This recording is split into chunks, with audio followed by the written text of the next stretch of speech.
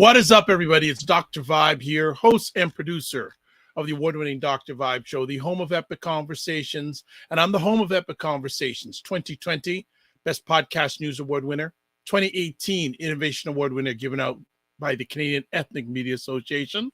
Also, I co-host and co-produce the only online show in the world for dads and fathers that is sponsored by Dove Men Plus Care. And being part of that collaboration in 2022 and 2021, part of a team that reached out directly and indirectly to over 100,000 fathers around the world. So I always like to say you're blessed, highly favored, a magnet for miracles, and a solution for someone's problem. And few housekeeping things. Whether you're watching this live or on the replay, would love you, if you haven't yet, to subscribe to the Dr. Vibe Show on YouTube and on Facebook or wherever you're watching this, even on LinkedIn. So if you're watching this on YouTube, especially when you subscribe, also hit the notification bell. So that will notify you of upcoming conversations. I've been blessed just at the end of last year to get over 1,000 YouTube subscribers, and the channel is growing like fire. So appreciate it. That's up. If you're up to it, you do it. No problem. Some other things. If you are watching this before February 16th, 2023, I am hosting in collaboration with Innovation Guelph a session about all things podcasting, or especially how to get your podcast started, especially if you're a business owner.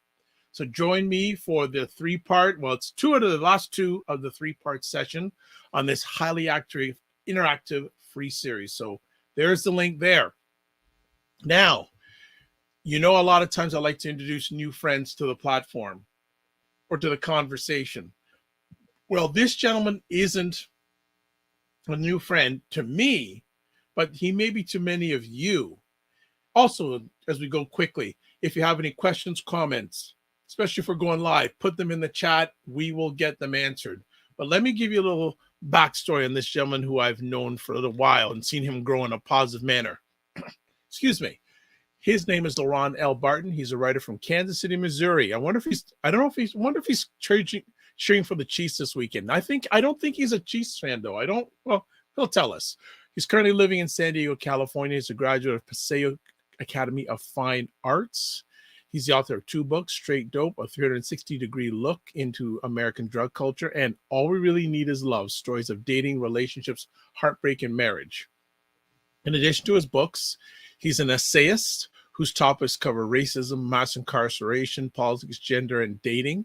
These works have appeared in Black Enterprise, Salon, Harvard Business Review, The Good Men Project, Your Tango, Media Diversity, Raconteur, Elephant Journal, Slate, and MoAD. He's an international speaker who has given multiple talks and appeared on TEDx, Al Jazeera, University of San Francisco, Navis, Speakers Who Dare, University of Massachusetts-Amhurst, Nas Dubai, Glide Memorial Church, HCA, the City of Cupertino, Altos Chamber of Commerce, Square, Lockton, and the United Way of Los Angeles, and Defy Ventures. In his spare time, man, if he's doing so much speaking, where does he have spare time? That's a good question. He enjoys mentoring African-American youth and backpacking around the world. He is joining us tonight live. I'm going to bring up in just a second. He's going to be talking about his lens on the mass shootings happening in America and its gun culture.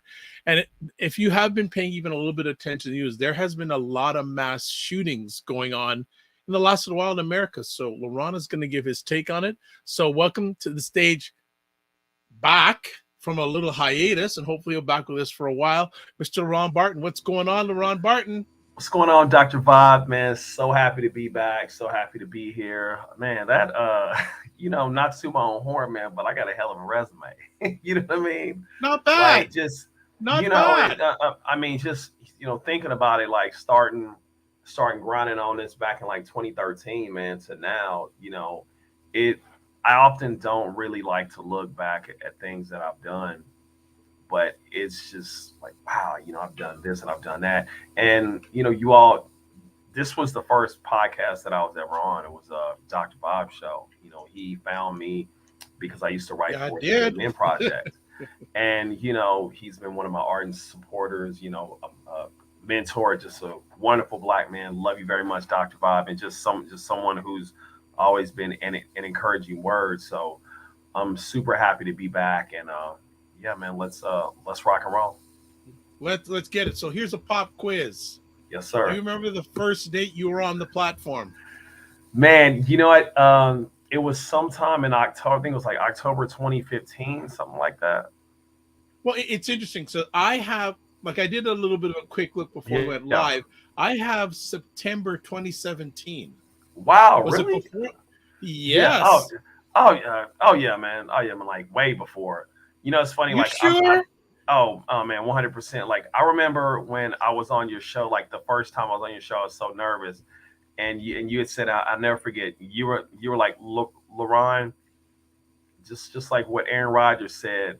Everybody relax. And because you remember like that year, like when the Packers, I think they were like 2-3, and Aaron Rodgers just comes to the podium. He's like, everybody relax, like, Yeah. and you told me to do that, and it was just such a great time, man. Just I stand corrected. You are right.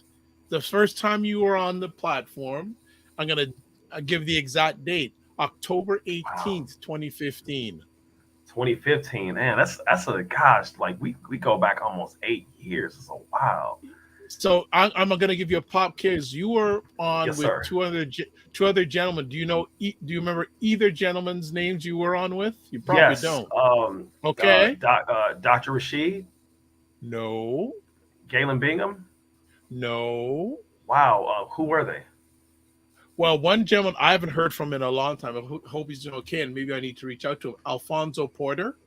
Man, what's up, Alfonso? If you're out there, please hit us up. Man, I haven't heard that name in And a while. and another gentleman, you've probably heard his name probably a little bit more recently, Rodney Kellum. Yes, definitely. Man, Rodney. And we used to like you guys. So if you ever have a chance, you can go on YouTube. You can go on, you know, whatever podcatcher you have. Type in Dr. Vibe or type in Do you know what time it is, or just type in my name, Yes. LeRon Barton, and you'll be able to just Yes. listen to just these conversations we would have, and it was just, such like for me, it was so wonderful because it was but it was three black men, as Dr. Vibe would say, opining on issues.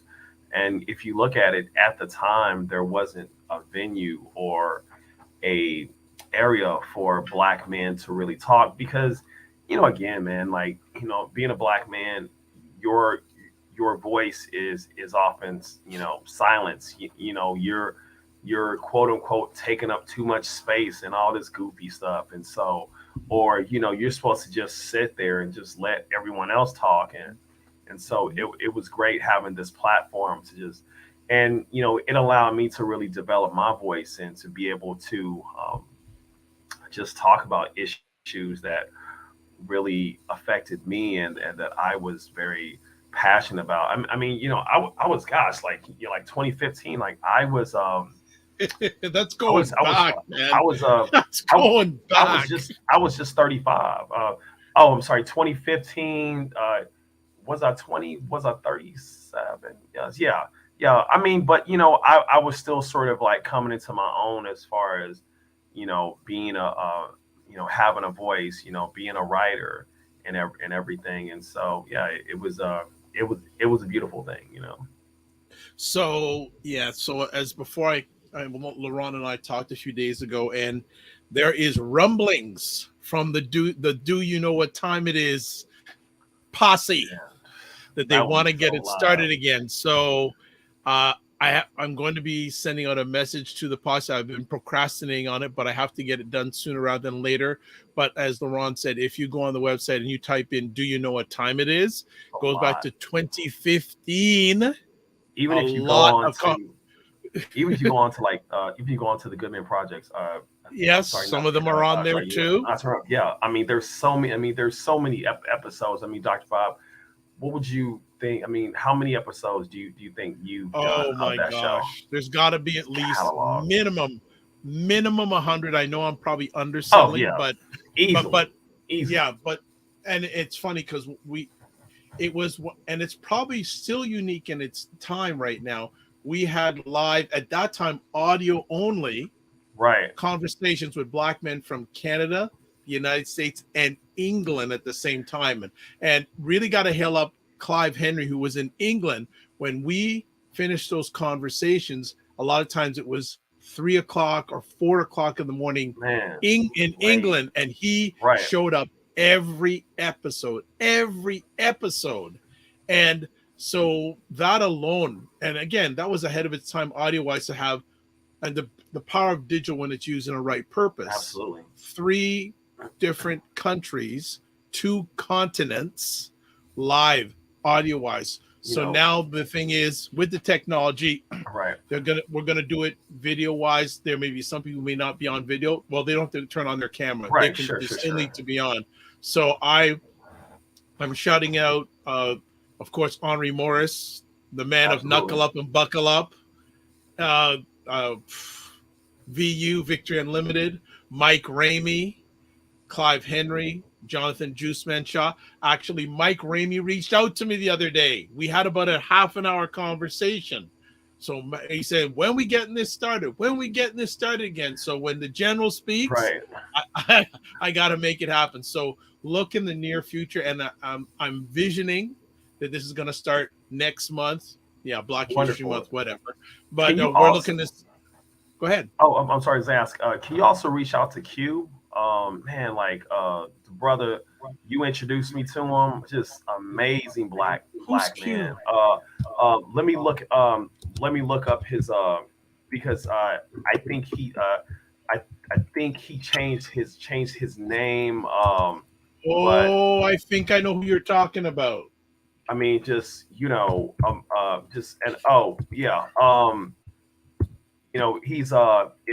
he's on Twitter as at Cuban Link, QBAN_link. Forgot that brother's name, but just man, I'm just such a. There wasn't in the initial days of the Allies. Andre Domis. Man. Oh yeah. Okay, I've not heard anything from him in a long time, but he wasn't probably the Allies. But I have not heard anything from Andre in a long time. But I can certainly reach out. Another smart black brother. Super smart, man. Super smart. Oh wow, but deep. But we've wasted time here for all you. People want to hear you talk about your subject tonight, but we had to do some catching up and really get into this. But tonight, you and LeRon has said to me he wants to come back on a regular basis. 100%. I will definitely. So our goal is to at least have him come on once a month and make it happen, because it's good for everybody. So today you want to talk about the mass shootings happening in America and its gun culture. So where do you want to start on this conversation? First off, I want to send my condolences to the victims of the shooting in Monterey Park, as well as the shooting in Half Moon Bay. For those who don't know, Monterey Park is a Asian community that is in Los Angeles County, which is Southern California within the United States. And Half Moon Bay is a city that is in Northern California. I'm sorry about that, Dr. Vibe, excuse me. It's more of an agricultural community that is in Northern California, and both of these shootings happened last week. Within maybe 24 to 48 hours of each day, and so give the condolences to those victims. I mean, it's really sad how I believe that at the moment in January 26th, there's been about 33 mass shootings, even though I feel like that we're kind of moving the goalposts when it comes to mass shootings. Like when they really first started coming to prominence back in '99 with the Columbine, it was more than like four people dying. It was like 10, 12 people being shot, and it's like now you got just a couple people together. Oh my God, it's a mass shooting. But nevertheless, America has a humongous problem. I mean, obviously, we are gun crazy.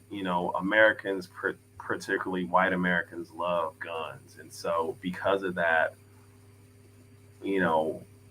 we have to look at it as instead of it being kind of a rarity, Dr. Vibe, I mean, it's almost a certainty. You know, it's a probability even of another mass shooting happening almost every day. Well, LeRon, and thank you for giving the open comments. But guns have been part of America's history. Right. So, you know, these mass shootings happen, and it seems that unfortunately there's a weird part that we're getting. Like, I live in Canada, but do you feel Americans are getting used to these, and it happens, and we just move on to their everyday lives? 100%. You know, when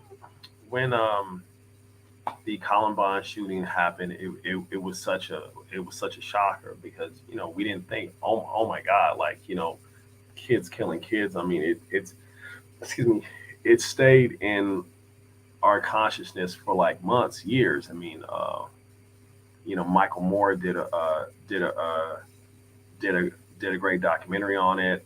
It was just, I mean, it was the subject of, you know, so many conversations, and it's like now, it's almost like, you know, we've kind of moved on from the Monterey Park shooting, from the Half Moon Bay shooting. I mean, it's only been like 4 or 5 days, and so I think that they happen so frequently, Dr. Bob, that, you know, we're just kind of desensitized to them, and it's really sad because, you know, we've almost subconsciously accepted, okay, this is a part of American life, which is, I mean, it's almost like a retreat, right? You know, we're saying to ourselves, okay, you know, there's absolutely nothing that we can do, because we have a certain segment of the population that believes in having this right to own a weapon. It supersedes death. And so, yeah, you know, this is where we are today. So let me ask, let's go right to the foundation, bottom line, and move up from that. It says in your, and correct me if I'm wrong, you're an American, I'm not, does it not say in the Constitution, Americans have the right to own arms, bear arms? Absolutely. Yes, yes, it does. So that's the Second Amendment, right?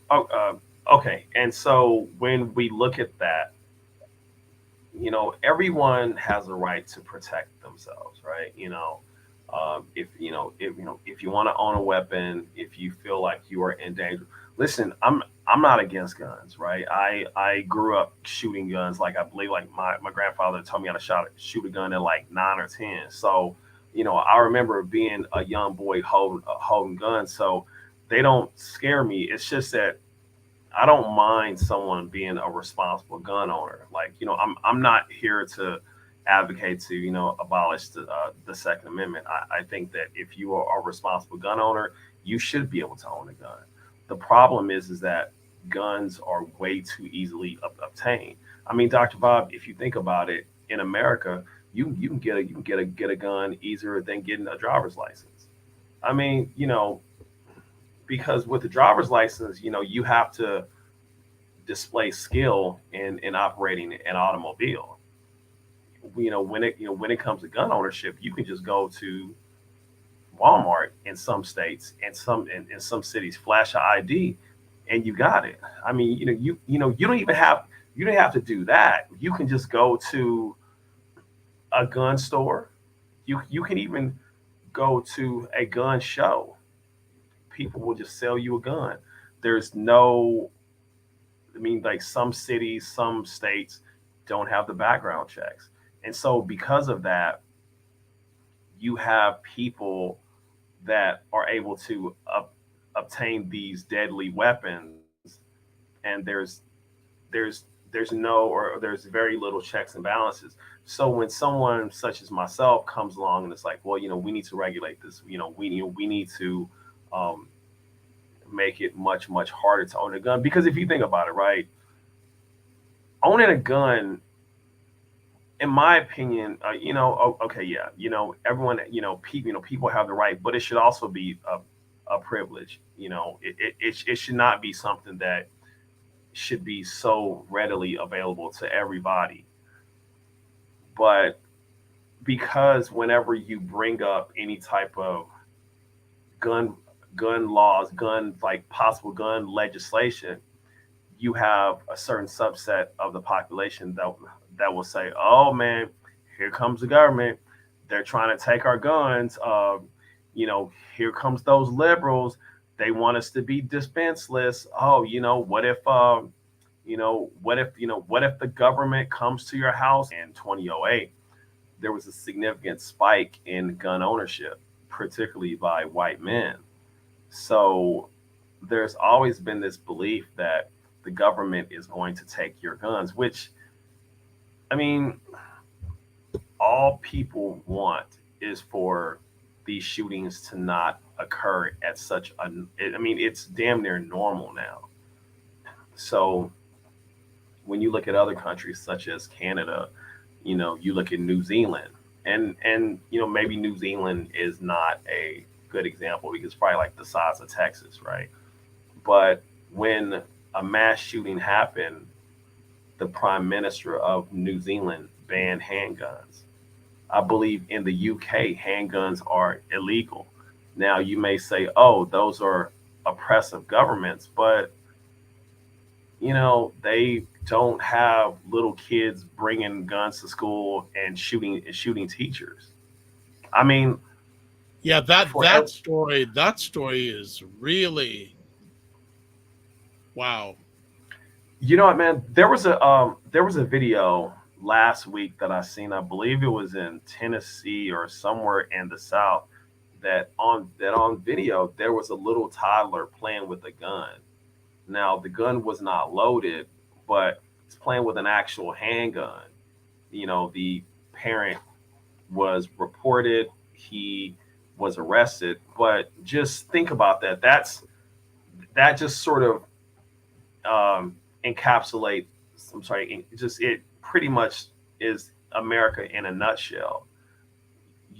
Guns are just thought of as just like a broom or a television, or I mean it's not. Guns are not put into their proper context, and they're not put into their proper place.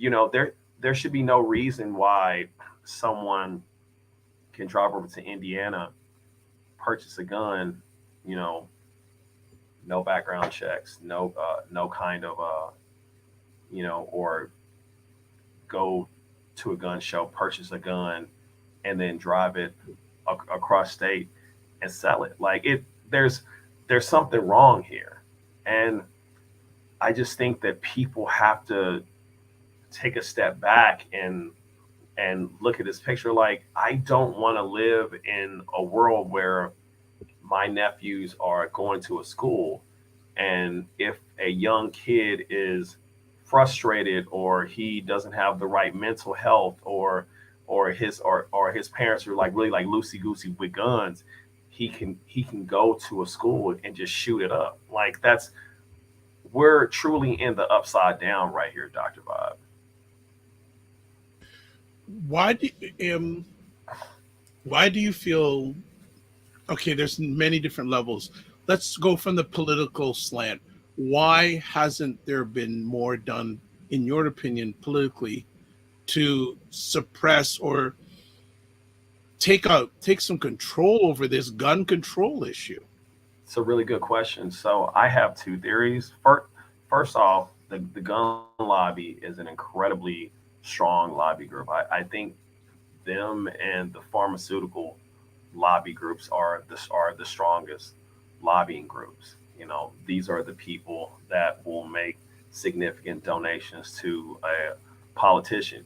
The NRA, which is the National Rifle Association, whenever the elections come around, they have a voting guide, and they'll have politician A gets 100% from us, which means that they are just anti-gun control. They are about freedoms in America and all this foolishness. And you have politician B, they'll get like a D or an F, meaning that they want common sense gun laws. Also, you have the gun manufacturers such as Smith and Wesson. They are a powerful donor. So politicians need money to run campaigns, right? Unfortunately, campaigns are not free, and money's in politics. So if you listen to the parents, if you listen to common sense people that want common sense gun laws, then Smith and Wesson, Mossberg, manufacturers that make different handguns, say Glock, they're going to say, listen, no, we're not going to give you money. We're going to give it to your competitor. We're going to prop them up. So I think for me, that's one reason. And two, man, I truly believe that, again, you have a lot of conservative white people that have bought into this belief that, it is their duty to protect their family, to protect their homeland. What is it? Something like, I always hear this term whenever we hear from gun advocates, to protect themselves from tyranny, right? It's this us against them, right? So, we're going back to the Davy Crockett days of him and the musket and fighting against the government. They're trying to just control us, and we're heroes. I mean, this thought pattern is not new, right? I mean, it's like they always imagine themselves as these warriors. Like many people like that all around the world, they'll imagine themselves as, Vikings or these these warriors of a past time, just to sort of rationalize why they are so adamant about gun ownership. And then there is the people that just don't want the government to be able to tell them what to do at all. And in a real way, I understand that, right? I mean, who are you to tell me what I can't own, what I can't have? If I want to stockpile X amount of guns, I should be able to do that. But from my question, Dr. Vibe, why? Why do you need an AR-15? You can't even hunt with it, man. Like it doesn't make any sense. So it's a very multi-layered reason as far as a political reason goes. Okay, you're a black man. Absolutely. Last I checked. I checked, and look in the mirror daily. Let me ask you, from a black man's lens, what has gun culture done to Black America? So you have to understand, Black people and white people look at gun culture very differently, right? So for me, gun culture is, let's stop the police from shooting us, straight up. That's what gun control is all about. I don't want police to roll up on us and shoot us. I don't want George Zimmerman or a white supremacist to shoot me, or, and claim self-defense. Oh my God, the Negro made some aggressive, hand motions, some behaviors. And so I believe gun control or gun culture for white folks is that, we don't want to be told that we can't have this and we can't have that. But in America, you're always going to have some type of regulation. I mean, again, you can't drive a car without a license. Every April 15th, something's due called taxes. You can't have child pornography. You can't be married 2 or more times. I mean, this desire for everything to be free, it's just not realistic, and it's just not applicable. So it boggles my mind that, people will forego, they will totally look at a tragedy, like for example, Sandy Hook, right? Which is just it still makes me just so sad that kids were just slaughtered, and you'll have some genius come up and say, well, if it wasn't, well, it would have not happened if a good guy with a gun was there. Okay, what about what happened in forget the town in Texas, it starts with a U. There were a lot of good guys with guns there.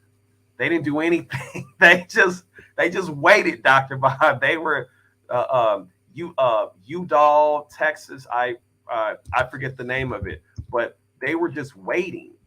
you know, this whole this whole thing about, you know, a gun owner can stop these massacres. It's just ludicrous.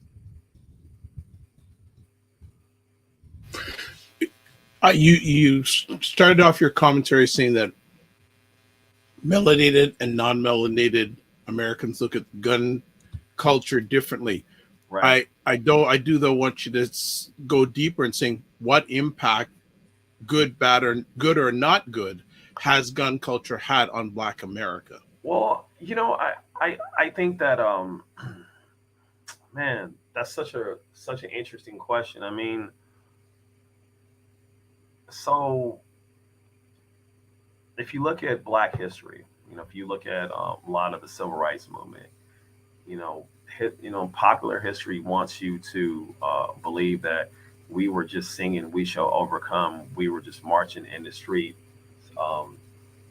holding hands and whatnot. But there were a lot of militant Black groups that actually allowed people like Martin Luther King to be nonviolent. There was a group called Deacons of Defense. You know, Robert F. Williams wrote a book called I believe it was called that nonviolent stuff will get you up. Oh no, I'm sorry. That was Charles Cobb wrote a book called That Nonviolent Stuff Will Get You Killed.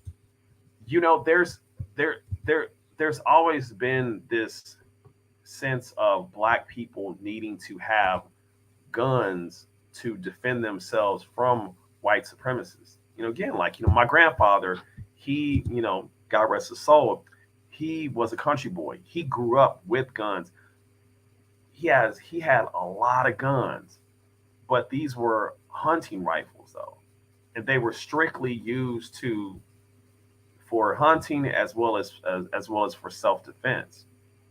You know, we didn't own like, you know, AR-15 semi-automatic rifles because there was no reason to. You know, my grandfather and his family weren't playing in the woods in their pajamas being militiamen. Like, you know, like they just never did that. You know, so I think that what you are possibly wanting me to talk about is the violence in our communities as far as guns go, right? Well, And not only not this. I want to talk about the socioeconomic effects, not sure. just yeah. We hear about the gun violence in the Black community, but I want to make it deeper than that. Just the whole thing. Yes, we can look at the violence aspect, but what has it had societal impact to us? Like you see, like it or not, you'll see. I don't watch a lot of TV anymore, but there a lot of times you see videos with the guns, the things, and things like that, and Sure. the impact that's had on the psyche of a number of Black people. Right. So let me see. How can I answer this as accurately and as honestly as possible? So first off, when we look at the proliferation of guns in the hood, the guns in the inner city, right? A lot of this started to happen during the crack era. There's a lot of interviews and a lot of text behind, you know, young Black gang members, young Latino gang members specifically in Los Angeles, they will tell you, hey, you know what? We were just walking around and we found a box of guns by the train station, right? So if you think about this, all these things happen around the same time, right? So you had crack, which was introduced into the inner city by the United States government in sort of a partnership with with Nicaragua to fund their fight as far as with the Contras, right? So Gary Webb, God bless the dead, he wrote about this in a book called Dark Alliance. And so with the emergence of the crack game, I'm sorry, in the United States, in the inner city, that came with guns to protect territory, guns to just essentially ratchet up the violence. Because if you look at it, like, seeing Uzis or, what we call in the hood fullies, those weren't around in the 70s. You dig, like, there was some gunplay, don't get me wrong, in the 70s when it was all about heroin, but it wasn't at the level that it was in the 80s when you had crack. Crack just totally changed the hood completely, and it decimated it, right? So because there's so few opportunities. See, if you look at the much of the problem with Black America today is because of systemic racism, right? We're not a people that are inherently violent, because everything that is happening with Black America then and now are policies that were created, jobs that were taken out of the community, fathers that were taken out of the community, policies by our now president, Joe Biden, to lock up Black people for crack. So when you don't have any opportunities, when you don't have the nuclear family, when you don't have jobs, or your schools are just piss poor, you're going to have an environment that is rife with violence. I've said this before and I'll say it again. What is happening in the Black community is just typical of just not having resources. If you go over to certain cities in France, for example, Marseille, to be more specific, the same stuff is going on. If you go into the Rust Belt in America, and what I mean by the Rust Belt is, for example, Ohio, Pennsylvania, they have a tremendous opioid epidemic that is ripping this country apart. Very little opportunities, factories shutting down, jobs gone. So what are people doing? They're picking up the pills and they're picking up the weapons to defend the quote unquote trap. It's the same thing, Dr. Bob. The difference is that with Black folks, it's very easy to label us as violent. Look, what has happened as far as how we deal with guns, the same thing happened when the Italians came over. The same thing happened when the Jewish came over. The same thing happened when the Irish came over. The only difference is, Dr. Bob, they were able to be white. And so when you're able to be white in America, you're able to gain access to certain resources that unfortunately Black folks do not have. Now let's circle back to the guns. Unfortunately, in our communities, because there aren't any, because there's so few opportunities, right? And because there's a warped sense of manhood, right? To be a man is to be this strong, brawny, alpha male personality.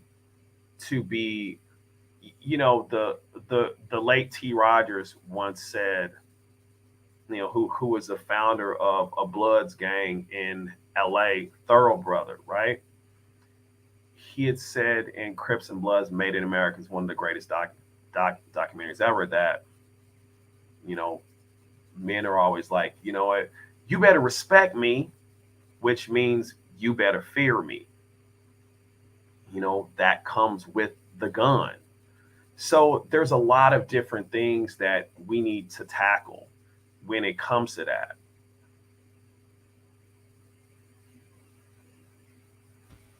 Fair enough.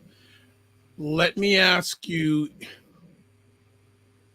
you know, this gun culture has been around for a long time. Really has. Your when you have if and when you have conversations with others about America's gun culture, what are they saying? Well, I mean, it all depends on what side of the aisle they they sit on, Well, tell us what you're hearing from either both sides of the aisle.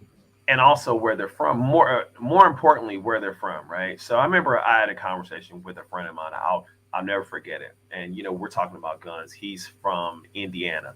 Indiana is kind of a rural state. I mean, it's got Indianapolis, but I mean, where he's from, you know, he's from the country.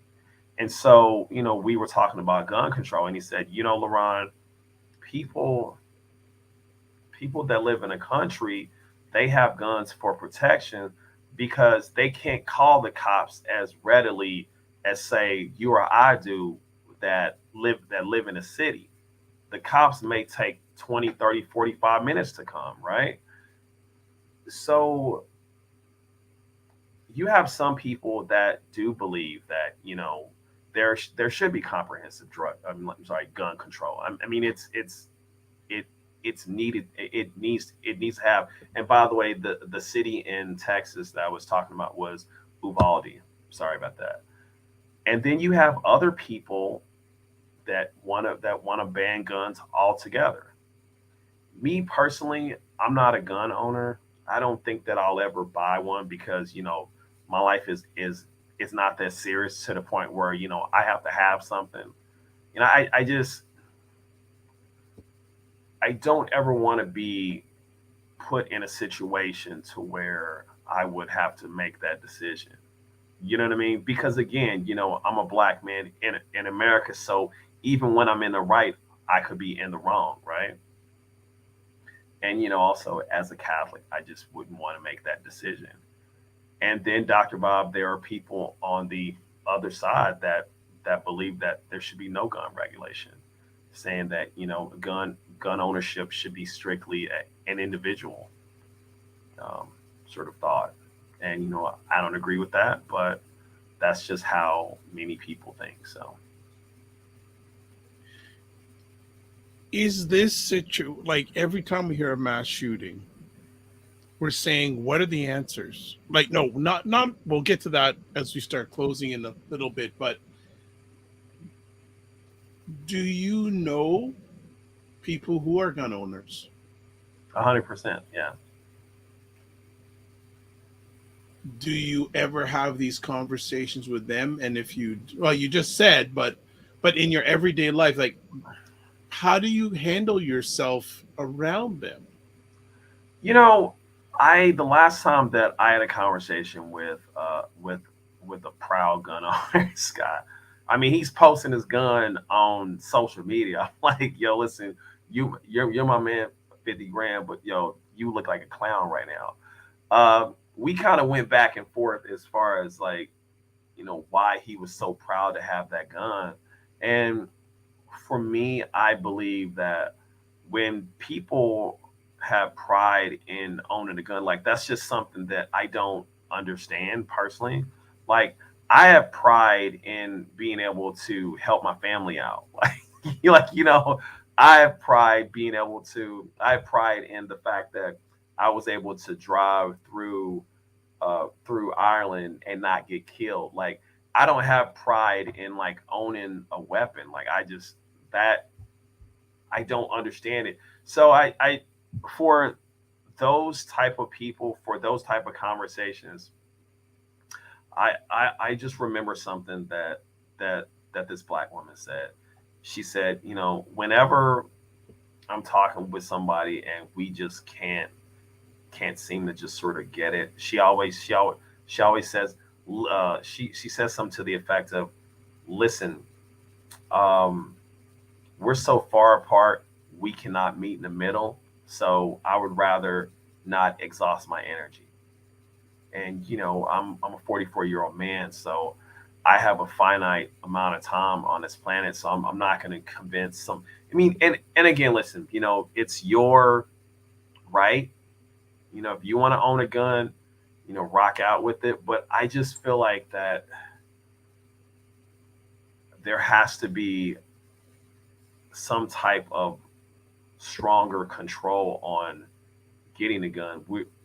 It's too, like, again, as I said before, you can buy a gun easier than you can get a passport. You know, like getting a passport is hell. If anyone's ever got one in the United States, it's like, you know, filling out forms, taking pictures. You gotta wait. You know, let me just drive over to Kansas. You know, and let me just grab this Glock. Like, it's like, okay, I want to travel to Africa or I want to kill somebody. You know, should be a bit easier for me to get on that plane. But you know, this is where we are. So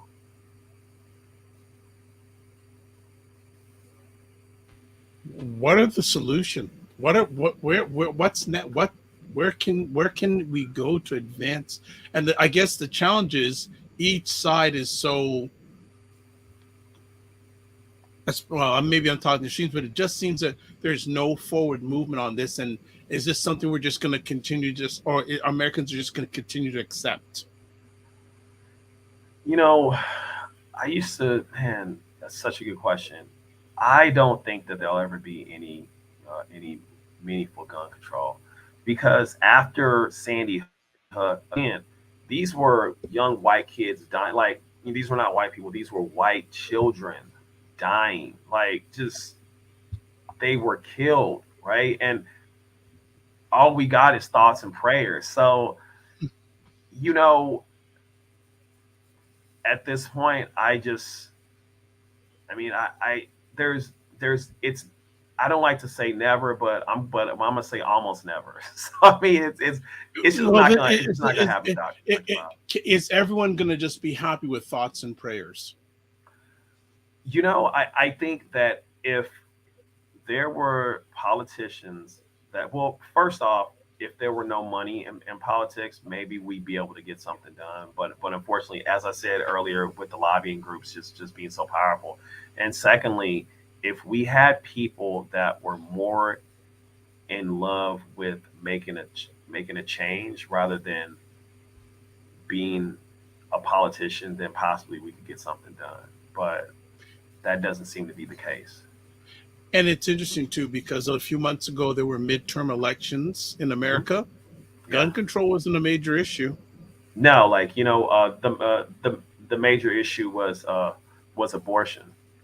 You know, which is, you know, I'm definitely a pro-choice gentleman, but and that's such a good point that, you know, that you know, you pointed that out, because I believe that, and unfortunately, you know, this is very sad. There's just this giant apathy about the issue because people know that, you know, going up, I mean,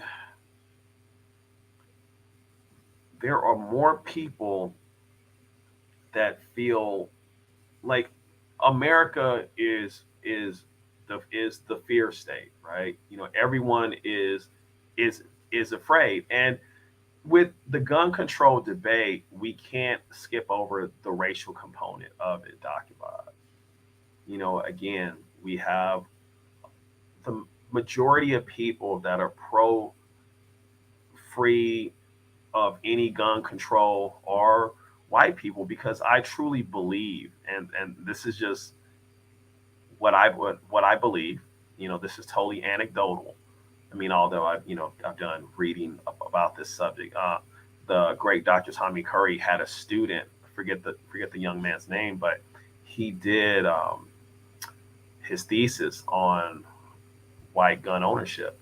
And he quoted that a large percentage of these men were racist, right? They're concerned about black people, coming in and, doing things to their family. They're concerned about the borders overrunning with with these brown migrants, right? So, you gotta protect the family. You gotta be that warrior, as I stated earlier. You gotta be Davy Crockett. You gotta be that Viking. It's always got to be something romanticized. But yeah, man, I mean, I don't think that it will ever be done, and I just think this is something that we're just gonna have to live with. And Wow. and again, like after Sandy Hook, I believe that we have passed the Rubicon, right? We're just like, okay, this is where we're at right now. Well, I think we'll end it on that Yep. because when you say this is where we're at right now, let us hope that there is some. Let us hope that there'll be some clarity and some progress Yeah. with this. Was like again, even up to a few years ago, politician. I know there was a member of American government fairly helping the Republican Party. He got shot. Nothing happened. Listen, man, Like people, Gabby Giffords got shot. She was I believe she was a representative. I mean, she got shot, and still, it's like, hey, sorry to hear that, but if if if I don't do what my constituents want, then I'm going to be voted out. And I'll be happy when there is a candidate, when there is a politician that is like, the hell with, what some people want. I'm going to do what's right. And then that's when we'll see change. But otherwise, we're just going to have to just be like, ducking shots, man, which is sad. do people just a final comment through Yeah. your lens? Do you feel Americans feel safe No, man. I mean, you know, with the amount of guns floating around, I mean, there are more guns in America than there are than people. Americans? Yeah, Yeah, exactly. Yeah. So no, no. I mean, I most of the time, 90% of the time, I just kind of just like walk about my day, right? But there are some times where I have to sort of step outside of myself and just go, damn, like, someone could kill me. But I mean, at the same time, I'm a black man, so I'm in a very different sort of category here. But the average American, I mean, I think the media fuels this this sort of hate mongering, fear based society, and so you've got to be afraid of someone that you don't know, because your neighbor could be a child molester. They could be serial killer. Like the new thing that people are saying today is like, well, you could be nice, but Dahmer was nice. It's like, we're we're we're all afraid. When I went to Vancouver, everyone was super nice, had the nice, awesome accent, and dollar went far, and I got some poutine. So no, I'm kidding, but I mean, still though, it was definitely a totally different vibe. Not to say that Canada is is a utopia, because you can no, talk to the brothers and sisters there, such as sure. yourself, can definitely tell me different. But yeah, we're just afraid, man. Like, we're walking around, what's gonna happen next. And so it's, we're just in a state of constant being on alert, you know, Right. and that is a real good way to live. Stress. Yeah. And it kills a lot of melanated Americans, the stress. Absolutely, man. Like stress, high blood pressure, Hmm. hypertension kills a lot of black folks, man. So, whatever we have to, I always say this, Dr. Bob, whatever you have to do to find your happy, find your happy. Well, LeRon, thank you for taking the time out of your positive, productive schedule and Awesome, jumping back into the fray. You are back, and we're happy to have you back. Right. If people want to get in touch with you, where can they go? So that you can go to my website, www.leronbarton.com. That's LeronBarton. It's, much of my writings, my speaking, you can get in contact with me to give a talk. I'm also on LinkedIn a lot. I'm also on Instagram at LeRon L. Barton, and I'm on Twitter at Mainline LeRon. I'm always looking for a great conversation. I'm always looking to learn, exchange ideas. To quote the great Dr. Bill Nye, I'm always looking for my theories to be disproven. However, I do not like nasty grams. I do not like profanity, no racial slurs. If you are a Cleveland Cavaliers fan or if you are a Cincinnati Bengals fan, do not come knocking. And especially if you are a Dallas Cowboys fan. Well, we don't have to worry. The only team you have to worry about out of the three, and we're broadcasting this live on the 26th of January, is Cincinnati. We're playing the Chiefs this weekend. So, man, Joe Burrows is a really good player. He's not who the best quarterback in the game is, but the Bengals have beat the Chiefs before they beat them last year. And even though I'm a Niners fan, I'm from the soil, so I'm going for the Chiefs. It'd be nice if it were a Chiefs-Niners Super Bowl, but I think the Eagles are just gonna beat the Niners down. It's going. I'm not a betting person, but I have a feeling Cincinnati's going to take it.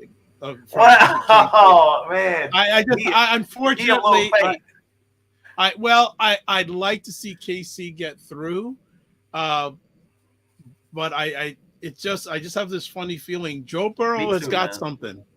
Burrow has something. He's very talented. I mean, I thought I would have liked to have played the Bills before I played Kansas. Before Cincinnati, but here we are. So plus Mahomes has the strain, man. I'm just like, please God bless him so we can make it happen. So. Well, the next time LeRon's on, by that time there'll be a Super Bowl, but we'll get his prognostication on what happened between the AFC championships and the Super Bowl. But as always, sir, thank you very much for your time. Remember to give yourself grace and don't just manage your time, manage your energy. Thank you so much, Dr. Bob. Looking forward to it, man. Everybody glad to have you back. All right, then. Be well and keep the faith. All right, LeRon is back, family. Absolutely. And hey, giving you a look in the lens of what's going on in America. So as we close it up here, some final things that we will do here. So you can watch replays of the Dr. Vibe Show at the Dr. Vibe Show on YouTube, LinkedIn, and Facebook. And also my website, www.thedrvibeshow.com. What else? Subscribe to the Dr. Vibe Show on YouTube. And when you do it on YouTube, if you do it on YouTube, not only subscribe, but push the notification button. Everywhere else, subscribe wherever you want. Facebook, LinkedIn, etc. Again, if you're watching this before February 16th, 2023, I've completed the first part of a 3-part webinar series in collaboration with Innovation Gulf about how to launch a podcast, especially if you're if you're an entrepreneur or a business person. There's a link there. Next up, if you want to touch base with me, there are all the places. Website, the DRVIBESHOW. Email, email, dr@thedrvibeshow.com. YouTube, Facebook, and LinkedIn, The Dr. Vibe Show. Twitter, @DRVIBESHOW. And Instagram, @thedrvibeshow.com. And also, you can promote your business and service on this show.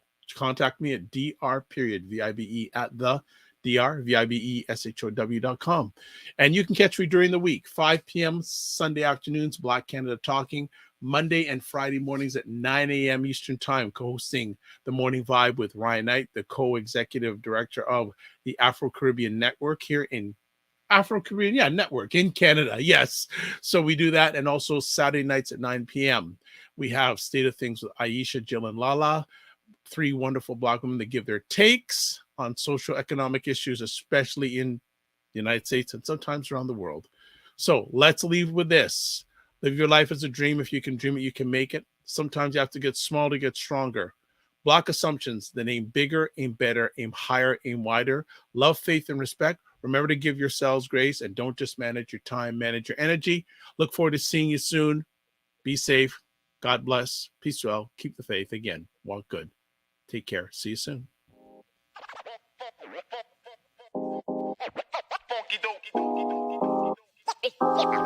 Yeah.